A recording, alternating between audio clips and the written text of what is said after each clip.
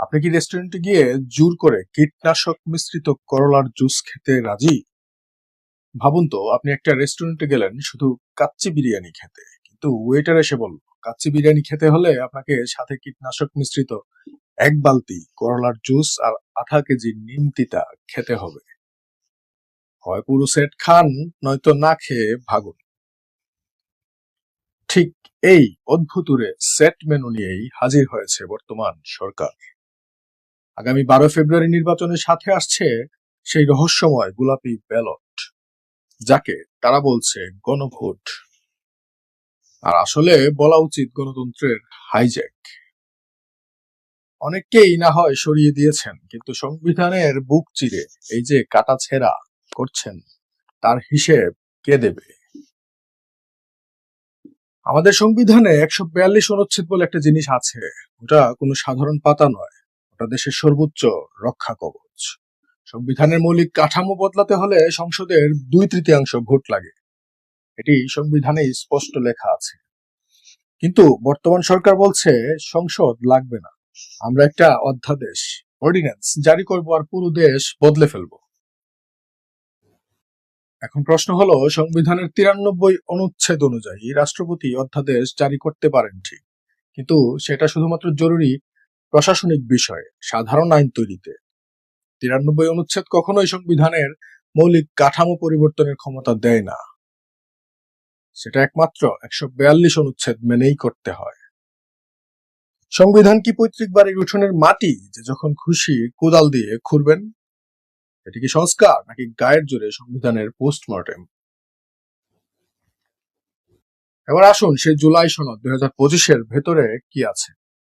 100 জনের আপার হাউস, প্রধানমন্ত্রীর 10 বছরের মেয়াদ, শুনতে তো ভালোই লাগে, তাই না?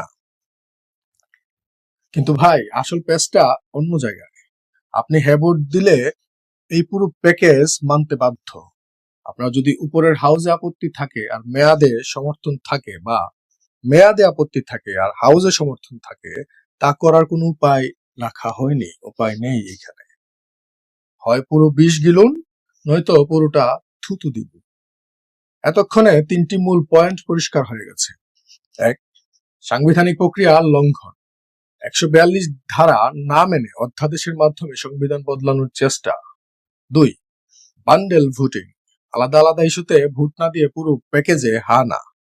3, টাইমিং প্রশ্নবিদ্ধ, কেন এখন এই গণভোট? এটি কি ভোট, নাকি ভোটারদের সাথে ব্ল্যাকমেইলিং, যার শুরু প্রতারণা দিয়ে? যারা 16 বছর ধরে গণতন্ত্রের জন্য চিল্লাইলেন, তারা এখন নিজেরা এমন আইন বানাচ্ছেন যাতে জনগণের মুখ চিরতরে বন্ধ হয়ে যায়, বন্ধ করে দেয়া যায়। এখানে এই প্রবাদটা একদম পারফেক্ট। পুরান চাল ভাতে বাড়ে, আর নতুন স্বৈরাচার পাতে বাড়ে। টাইমিংটা খেয়াল করেছেন? যখন মাঠের প্রধান বিরোধী শক্তিকে ঘর ছাড়া বা জেলবন্দি করে রাখা হয়েছে, তখনই কেন এই গণভোট? আসলে সরকার জানে স্বাভাবিক পথে তারা এগোতে পারবে না, তাই এই গণভোট নামের শর্টকাট, একে বলা হয় ম্যানুফ্যাকচার্ড কনসেন্ট, অর্থাৎ আগে থেকে ফলাফল ঠিক করে রাখা, ঠিক করে রেখে ভোটারদের জাস্ট সই দিতে ডাকা। 12 তারিখের ভোট কি আসলেই জনগণের ইচ্ছার প্রতিফলন হবে, নাকি এটি কেবল একটি রাজনৈতিক বৈধতা পাওয়ার সস্তা নাটক?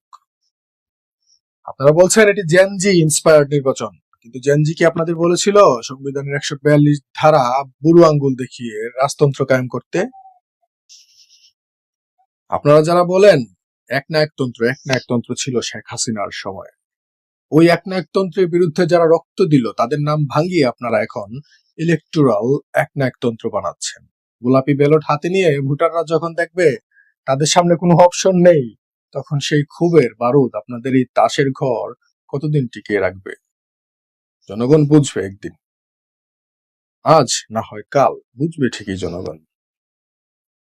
যদিও এদেশের বেশিরভাগ জনসাধারণ এখনো বুঝেই উঠতে পারেনি এই গণভোট নামক জিনিসটি মানে কি, মানে এই হ্যাঁ না জিনিসটি তারা খাবে না মাথায় দিয়ে ঘুমাবে।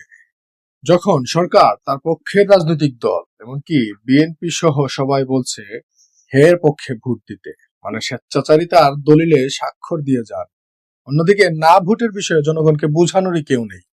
আরে ভাই, এই দেশের সব ভোটার তো আর বুদ্ধিজীবী নামধারী কুবুদ্ধিজীবী না। তারা সহজ সরল কঠিন মারপ্যাচ বুঝে না। তো প্রিয় দর্শক, 12 ফেব্রুয়ারি আপনি কি সেই বিষাক্ত সেট মেনু খেতে রাজি, নাকি সংবিধানকে এই ছেলে খেলা থেকে বাঁচাতে সরব হবেন? এই গণভোট কি আপনার অধিকার ফিরিয়ে দিচ্ছে, নাকি আপনার ভোটের শেষ চিহ্নটুকু মুছে দিচ্ছে? ভেবে দেখবেন। ভিডিওটা ভালো লাগলে বা গায়ে লাগলে শেয়ার করুন। সত্য তিতা হলেও বলা দরকার, আর আমরা বলি এবং বলবো। তাই চ্যানেলটি সাবস্ক্রাইব করে সত্যের পক্ষকে শক্তিশালী করুন। ধন্যবাদ।